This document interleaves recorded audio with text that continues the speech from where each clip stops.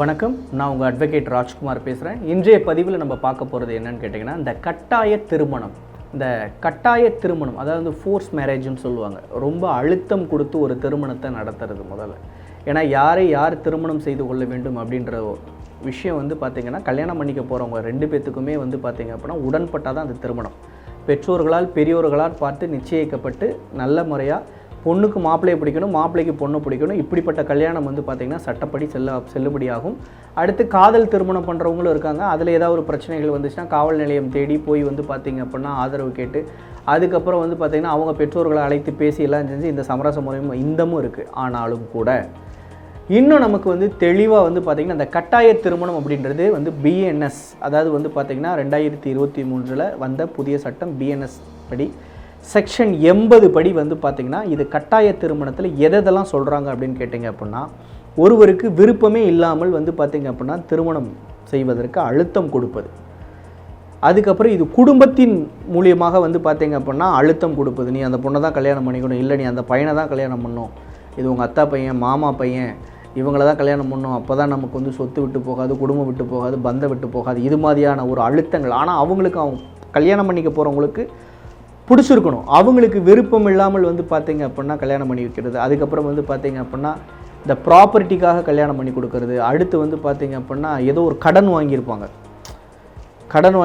இந்த மாதிரி எல்லாம் ஒரு விஷயங்கள் இருக்கும் முதல்ல. அப்படிங்கும்போது அந்த கடனை திருப்பி கொடுக்க முடியல, போக முடியல. அப்படிங்கும்போது பார்த்திங்கன்னா என்ன செய்வாங்க அப்படின்னா, நீ வா எங்கள் வீட்டில் கல்யாணம் பண்ணி நீ வீட்டோட மாப்பிள்ளையாயிரு, இல்லை வீட்டோட பொண்ணா வீட்டில் வேலைக்காரியாரு. இந்த மாதிரியான செக்ஷன்ஸ்லாம் இன்னும் நிறைய நடந்துக்கிட்டு தான் இருக்கும் முதல்ல. அப்புறம் இதெல்லாம் ஒரு பெரிய கொடுமை என்னன்னு கேட்டிங்க அப்படின்னா, வா கோயிலுக்கு போயிட்டு வரலான்னு கூட்டு போய் அங்கே போய் பார்த்திங்க அப்படின்னா பொண்ணை கடத்திட்டு போய் அங்கே பார்த்திங்கன்னா கல்யாணம் பண்ணுவாங்க. இப்போ எல்லாம் பொண்ணை கடத்துறதெல்லாம் போய் இப்போ மாப்பிள்ளையை கடத்துகிற அளவுக்குலாம் ஆயிடுச்சு. இப்போ அவங்களெல்லாம் கூட்டு போய் கட்டாயமாக திருமணம் பண்ணுறது, இதெல்லாம் பார்த்திங்கன்னா இந்த செக்ஷன் படி பார்த்திங்கன்னா குற்றமாகும். அதாவது ஒருத்தவரை திருமணம் செய்ய சொல்லி வற்புறுத்துவது பார்த்திங்க அப்படின்னா மிகப்பெரிய குற்றம்.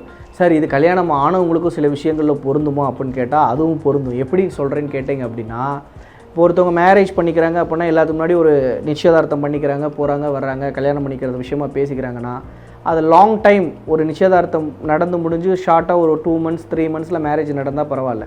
ஒரு வருஷம் 1.5 வருஷம் அதை அப்படியே விட்டுட்டதுக்கப்புறம் பார்த்திங்கன்னா பொண்ணு வீட்லேயோ மாப்பிள்ளை வீட்லேயோ ஓவராக ஃபோர்ஸ் பண்ணி அந்த திருமணத்தை நடத்தி வச்சு கடைசியில் அந்த திருமணத்தின் மூலியமாக ஒரு உறவுகள் இருந்து அதுக்கப்புறம் அவங்களும் குழந்தை பெற்றுக்கிட்டு கடைசியில் அவங்க டிவோர்ஸ் நிலைமைக்கு போனாங்க அப்படின்னா நாளைக்கு கேஸில் இதையும் சுட்டி காட்டுவாங்க.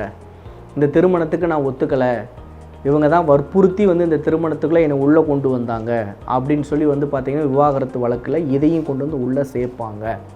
திருமண பந்தத்தை பொறுத்தவரையும் பார்த்திங்க அப்படின்னா 2 சைடுகளையுமே முழுமையாக விசாரித்து என்னென்ன பிரச்சனைகள் இருக்குன்றதை பார்த்துட்டு தான் அதுக்கப்புறம் டிவோர்ஸ் கேஸ்க்கே போவாங்க. என்ன சாராம்சம் இருக்குது, என்ன பிரச்சனை இருக்குது அப்படின்னு. ஏன்னா இன்றைக்கி சட்டத்திட்டங்கள்லாம் மாறிடுச்சு.